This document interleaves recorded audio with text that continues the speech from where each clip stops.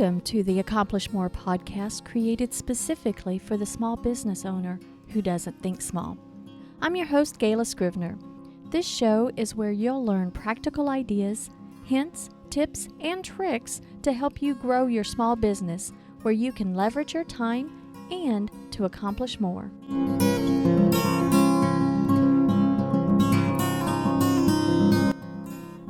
Do you make these 15 mistakes in goal setting? Part 2. It's the end of the year and it's the traditional resolution time. It's a busy time with all the holidays and the added stress of all the holidays, and the pressing fact that the year is swiftly coming to an end gets many of us reflecting on what we've accomplished. But many of us get frustrated and focus on what we didn't accomplish in the year and try to hurry up to do some catch-up work. Last week, Sharon and I discussed 10 of the 15 mistakes people make when goal setting. We didn't want to make the show entirely too long. That's why we split the episode up into 2 segments. A quick list of the 10 are: number 1, vague goals. Number 2, don't have time. Number 3, too many goals. Number 4, try to handle everything all at once. Number 5, get distracted. Number 6, procrastination. Number 7, afraid to fail. Number 8, not committed. Number 9, give up too soon. And number 10, don't follow a plan.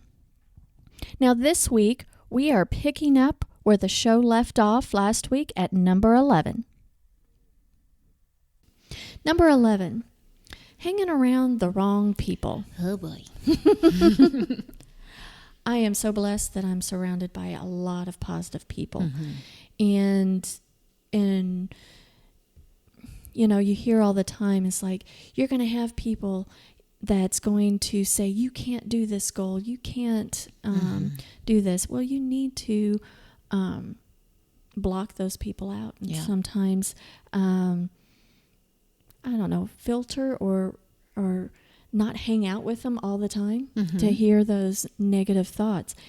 I'm blessed that I don't have, I've got too many people saying, yeah, you can do this, and not putting me back into reality. So I'm very blessed with having a lot of positive family, positive friends, and things like that. It can be a real downer, though. When we opened our first business, we had a lot of that. How are you going to make ends meet? How is that going to work here? It's a tiny little town. From strangers and from our close family. Yeah. And I know they were worried about us, but it was a little too much. And we really had to kind of separate ourselves for a while and just give it our all to make it work. And we've been there 15 years now. Well, and to put things into perspective for our listeners, you and your husband decided to move to a small community. How big is the community? When we moved here, it was under 5,000. It's a little over 6 now, which was 17 years ago. For a lot of folks, that's like a tiny town. The town that Robert and I live in is like 1,500. Yes. And then the other, there's only 3 stoplights in the whole county, and that's in the next town, which is, I want to say 3,500 people. So. Wow. We are small town folks. Yep. You came from big town of Springfield, Missouri, and that is such a metropolis. And you and your husband wanted to live in the country, and you bought some property and opened a pawn shop in town, and that is fantastic. And was it easy to get started? Not at all. It was blood, sweat, and tears. But he knew that's what he wanted to do, and that's what he had been trained in. Yeah, he knew the business, and he knew how to run a business like that. Yep. And actually, in a town of, in a town of that size, it's a great service and a great business. But it doesn't come easy. You have to work at building the business. Yeah, we sure did. There were 2 others when we opened up, so we were the third. Mm-hmm. Shortly after we opened, one of them was shut down for illegal straw purchases. Ooh. Yeah, so it was just us and another company. Well, we built up a great reputation just by being kind to our customers. Mm-hmm. And now there is a third pawn shop in the town, and we still have a great reputation with customers. They prefer to come to us, which is awesome. Well, That's my husband. Yes, you've become a part of the community. Mm-hmm. You had set roots here outside of town, and you became part of the community. It Mm-hmm. wasn't just okay, how can I just make money? It was, how can I provide value? And then the money does come because you are building that foundation. And the negative ninnies, I guess, in your life at the time, I know that they were concerned. Very concerned. But it took them about 6 to 7 months to come around after they saw that we were okay. Mm-hmm. We were, going forward with the business. It was staying open. We were keeping normal hours. And then they saw it grow and turn into something that could have me step down from my full-time job and stay with our kids. And it's grown ever since. That is amazing. And I would expect that you and Scott had to be positive to each other and find that, find those positive notes. And if somebody was too negative, that you had to kind of remove yourself a little bit. Yes. Otherwise your mind gets tainted, I think. Even our own family members sometimes were our harshest critics and naysayers, and we had to just kind of cut off for a little bit until they really saw that we were going to be okay. Yeah. And sometimes that's what you have to do, is cut off a little bit so that you can build and kind of prove yourself. Yeah. And to yourself. But if you continue to hear negativity, you're going to start believing it. Exactly. And how can you make progress? But also, if you want to have a certain amount of success in a certain area, you start to study somebody that has success, like we had talked about previous, maybe read their book or whatever. But if you're hanging around or networking, or if you're going to business events, even clients can be part of stretching your abilities and being positive effect. And they're not mediocre. I mean, we have a new client that honestly, I'm kind of like, oh my goodness, we've never done this before. They have this level of expectation. Now, not to say our other clients don't have a level of expectation, but I've gotten used to them. And I know them, and there's a level of comfort. Now, we've got this other one that to others may be a picky person, very overly critical, but that's stepping up my game. Yeah. It helps you strive to be better. Exactly. And so if you're in a networking group, or you place yourself in a mastermind with other folks that maybe have a more of a success, then you need to bring yourself up, and you will strive to challenge yourself. And those are great people to be around. And so if you're not meeting your goals, maybe you're hanging around the wrong people. It happens. Number 12, focusing on the result instead of progress. Our goal is the big deal. Yeah. It's and if sometimes I get into a place in my head, it's like, oh, I didn't make it. And I start becoming one of those negative ninnies, and I'm just beating myself up. sometimes it takes me to just shake myself out of it, or someone around me is like, but look at what you've done so far. It's kind of like the journey and the destination quote. Exactly. And really, truly enjoying the journey. Mm-hmm. And the progress, and celebrate the progress that you've made, mm-hmm. even before the goal. And weight loss. That's easy mm-hmm. to measure. And maybe we've set that specific goal of I'm going to lose 30 pounds by such and such time. Mm-hmm. We have that deadline. And it's reasonable. Mm-hmm. And we made that smart goal.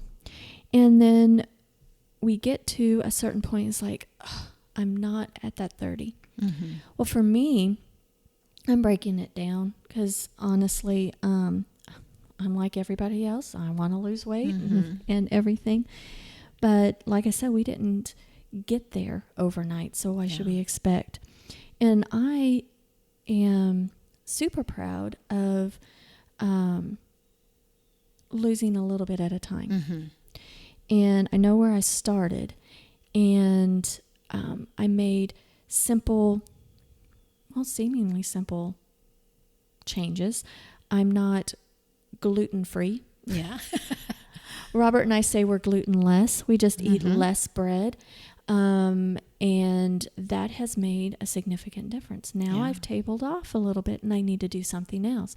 But I have seen progress. Mm-hmm. And I'm not to where I want to be, but I have seen a significant progress and I feel better and I'm kind of excited about that, So I have to grab onto that. But the progress is where we need to enjoy celebrating. Yes, I agree, because it's all about the journey. Mm-hmm. The goal is awesome. And looking at, if you're not where you want to be and you're looking at the journey, mm-hmm. what is it that needs to be changed? Or is it the goal? Does the goal need to be changed a little bit? Or is it my actions need to be changed a little bit? It's not a time for beating yourself up. Yeah. It's a time for learning and breaking things down and moving forward. Mm-hmm. So it's not effective to beat yourself up on the result that you haven't made the result. Yeah. Celebrate the progress. Number 13, there's no drive or motivation. Do you have that urgency to move you forward? Going back to health and losing weight. Mm-hmm. Yeah, I'd like to lose 30 pounds. It would do me good. I really don't have that motivation because I'm in good health. I don't have any, thank goodness, knock on wood, have any health issues. Mm-hmm. I don't take any medication. I don't have any aches or pains. I am very fortunate. Mm-hmm. What motivates me to want to lose weight, really? I don't have that motivation. Yeah. Now, it's sad, but true. What motivates us is when something bad happens. Yeah. You see people that's really motivated after they have a heart attack. Mm-hmm. And then they don't want to make any changes before. It's like, oh, yeah, I need to lose weight. I should do this or whatever. But until they have that heart attack and it shakes them up, then they have the motivation. And it's sad. Yeah, it is. Sometimes, though, that's what it takes for people. Mm-hmm. The urgency. And that's basically one of the psychology things that we look at in marketing anything or advertising anything is the urgency. Mm-hmm. Because nobody wants to buy on our timeline. It's their timeline. And what is the urgency? If you don't do something, what's going to happen? Black Friday is so successful. Exactly. Mm-hmm. Because, that short time frame and you want to save a certain amount of money, you got to shop right then. And that's it. and now that's extended, And we have, what is that, Cyber Monday? Mm-hmm. And then there's Small Business Saturday. And there's all these different things. People, if you remember back in November, that you'd see Black Friday starting earlier. Yeah. And where's the urgency? So there's not, the stores want to get those sales even more, but there's not that urgency, that motivation. Why, why are my numbers down on Black Friday? Yep. It's not what's motivating people to come out to the store and wait in those lines, because I got a pretty good deal the week before. Yeah. Or I could get it online Monday, or Yeah. So there's a lot of competition on that. And then, but that's where goals fail, is there's just no motivation. It's like, and it goes back to the reason why. Are you doing it for yourself, or are you doing it because somebody else thinks that you should be doing it? I have a friend that's a personal organizer, and people come up to her all the time. It's like, oh, my parents really need your service, and my husband really needs your service and stuff. I need you to help them. Well, she gets into those situations because, maybe somebody gave them a gift certificate. Well, they don't want that help. They don't have that motivation to be organized. It's not within them. Yeah. And so there's a lot of resistance. So what somebody else wants, not necessarily what your goal should be. Yeah. Maybe it should, because a health reason, but you've got to have the motivation and drive. Number 14, excuses. Excuses push us away from reaching our goal.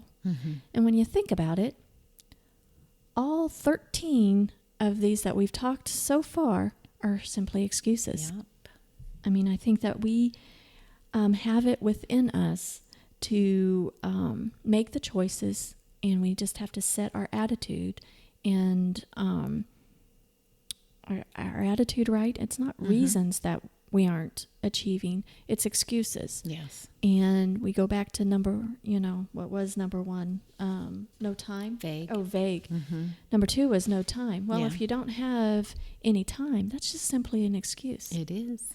And having the right mindset to shift that time and make the choices. And it boils down to how you prioritize things. Is that goal important enough for you to keep going and throw out those excuses? And when I find myself falling into excuse land, we all do it. Yes. We all do it. But you have to shift your thinking. It's like, well, this is what happened in the past, and what can I do in the future? Am I procrastinating, or I'm not feeling confident enough? What little thing can I do to push through that? Because this is an important goal to me. I know how excited I would be to get it done, and how good it would be. Right. So number 15, is it what you really want? And we kind of touched on that a little bit. It's hard, if you've set a goal last year or 5 years ago and it's looming over you that you haven't reached it, take a good and hard look. Is it something that you really, really want? Have things changed? And that you want something different now? Yeah. Certain things in life happens to where our priorities and our goals shift, and that is perfectly okay. And is it important enough to make it happen, or is it something that you don't want anymore? Yeah. So don't beat yourself up if it's perfectly okay if you don't want it, or if somebody else thinks it's a goal that you should be doing. I mean, I'll tell you, my going back to the organizing, is it something, well, I'll just throw out there my dad. He likes to keep things, and he likes to keep a lot of things. My mother, on the other hand, she wants to downsize. There's a little bit of resistance, and you can't expect my dad to want to downsize if he's not ready. He's going to have a lot of resentment. That's not a goal. That's for him. And that's just something that, are we placing goals on other people? Yeah, we have a neighbor that way. She is by herself, elderly, and a hoarder. She has a lot of things, too many things. So the neighbors decided they wanted to help her clean up everything. And the reason they started was because the ambulance was being called. She was tripping and falling over her stuff. Yeah. And so they thought, let's get it cleaned up. Let's help her out. Well, the second they left, she, broke down, really had a hard time, and kind of went back to her old ways, pushed everything back over, and it made her secure. Yes, very secure to have her stuff where she had to walk over it. And it has to take something inside of us that we have the want to get it accomplished. She certainly did not want to. Exactly. But for those goals that we want to reach, goals worth achieving don't necessarily have a easy path. There's going to be times, that you want to give up. But should you? It's all within us to know that answer. No one else can tell us. But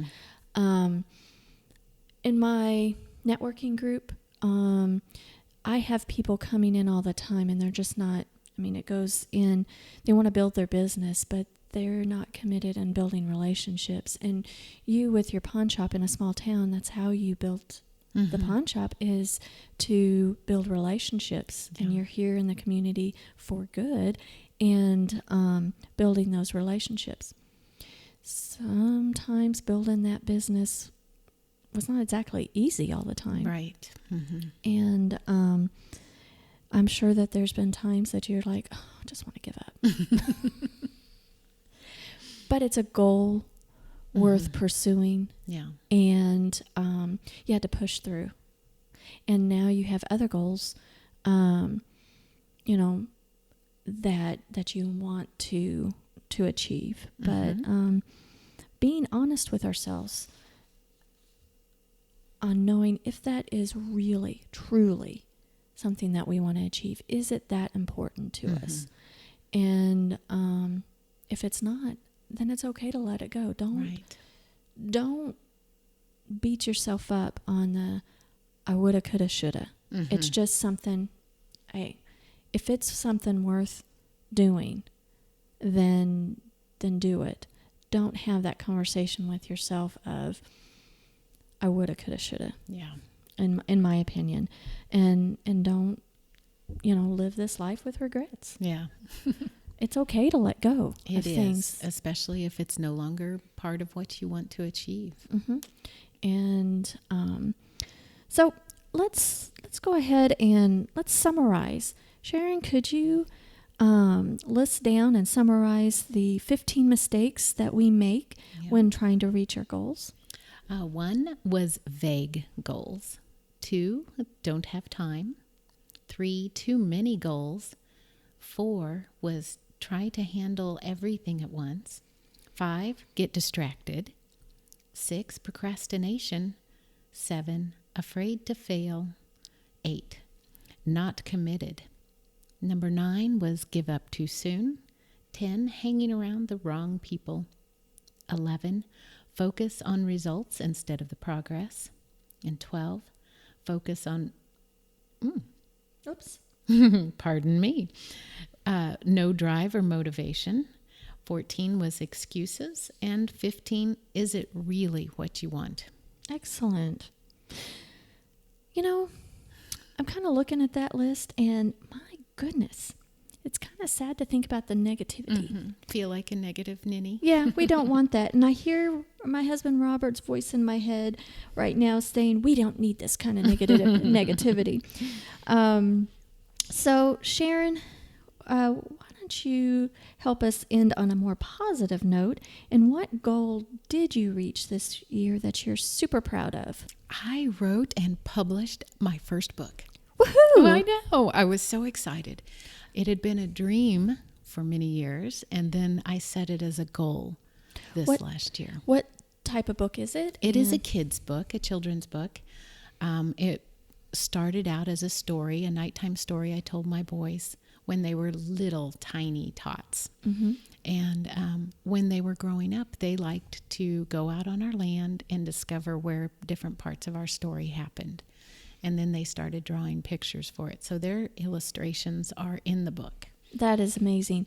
And you, it's been a dream, but then this year I think was it the end of last year when you actually spoke it to me? Yeah, I said it out loud. Mm-hmm. That's one of the first steps. Accountability. Mm-hmm. If I tell Gayla, it's going to have to happen. Well, and I didn't even tell my husband. Yeah. It had been that close in my heart for so long. And so then you said it out loud, and it made it more real. You started scheduling things and put things in motion. And I know with your job with Scrivener Solutions, you have the tools, whatever that you need. Thank you. And well, I think that's sometimes what stops us. Yeah. And then we put that as an excuse. It's like, I don't have the tools I need. I don't know how. Or I don't know how. Yeah. And because whatever you needed on the tools part of it, but you got in there, rolled up your sleeves, and all of a sudden I saw, it's like, oh, I published it. It's out on Amazon. Yeah, I just did it. And it's not perfect, but I did it. And what's the title of the book so people can... Bullfrog, Leprechaun, and Fairy. It's a cute book. I love it. Thank you. And it's on Kindle and it's on paperback. It's in paperback. Yeah. And how does that make you feel? That's Robert. Robert says that all the time. Now, how does that make you feel? Awesome.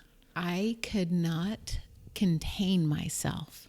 I was so excited that it actually got done, that I actually had it available.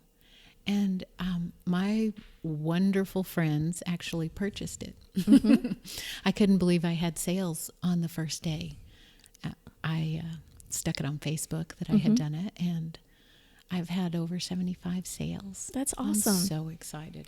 Well, and you did it as a challenge for yourself, and getting over that. I'm super proud of you. Thank you. I love it. But it's good to know and understand the common mistakes that we have so that we can recognize if we're falling into a routine. And if we keep dwelling on the negativity, oh, I'm not reaching this, and we understand, well, what mistakes am I making? And see where our progress is. And that helps us create new routines. And new routines are not easy. No. And making decisions on what we will do and what we need to let go. Sometimes that's hard. And in fact, under stress, and life has stress in it and distractions. Yes. We fall back into our old routines. Yeah. And so it's a better understanding of who we are and what our tendencies are is super important so that we create systems in our life that we can get out of our own way and move on reaching our goals. And one of my goals that I'm realizing right now that I had to get out of my own way is this very podcast. Yeah. And doing this together and having schedule gets onto our schedule. I'm not putting it off. Doing the show notes may be one of the last minute things, whereas you would have done our show notes like a long time ago, but we work a little bit. I'm super proud of you.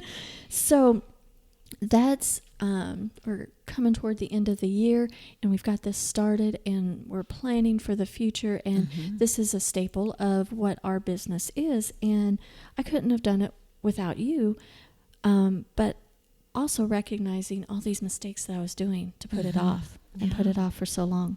Well, it happens to everyone. Yep. Well, I'm going to have you wrap it up, Miss Sharon. All right. Well, we hope you have enjoyed the show. And if you find the show useful and helpful, we encourage you to subscribe to us on iTunes and let us know your thoughts. You can leave us a comment or always drop us a note at podcast@scrivenersolutions.com.